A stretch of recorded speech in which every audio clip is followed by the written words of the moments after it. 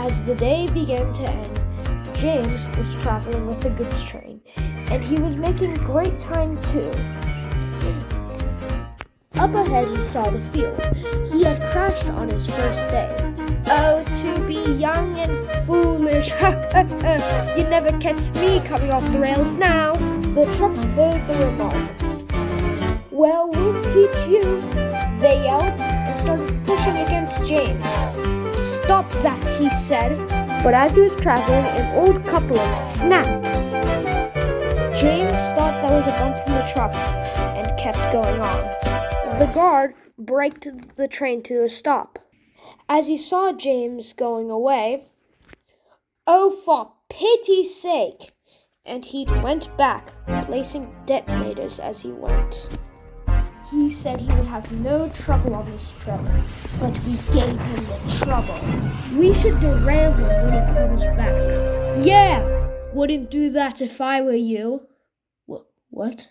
Sat in the field were some old, filthy trucks. They had been there for a very long time. How'd you get there? Well, on James's first day, he was very naive and let us think he had us under control, then struck. Poor fellow's brake blocks caught fire, and we took care of the rest. Lovely crash it was, as they laughed hoarsely. The cranes came. They took away our friends who were still on the rails, then rescued James. He paused dramatically. We thought we'd be next, but the crane arms came to rest on the flatbed and an engine took us away. They weren't going to rescue us. But why? We're indispensable. Young one, the workshops build hundreds of you in the time it takes to fix one steam engine. Why bother with us? It would be too much effort to just rescue a new truck and then be done with it. So if we crash, we'll be just like us. I'll never feel rails under my wheels again. If I even have wheels left, been buried in earth so long, who knows if they're still there? The two trucks stood there in shock. They couldn't believe what they were hearing.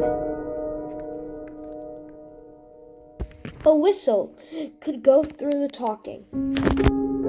It was James backing up with his goods train. You silly things! You could have caused an accident! We're sorry, James. We won't cause any more trouble. We promise. James was taking it back. The guard came, fastened the coupling, went back to his brake van, and they were all set to go. They glanced back at the field and shuddered. But the old trucks hoped that the young trucks had heeded their words and wouldn't make the same mistake that they did.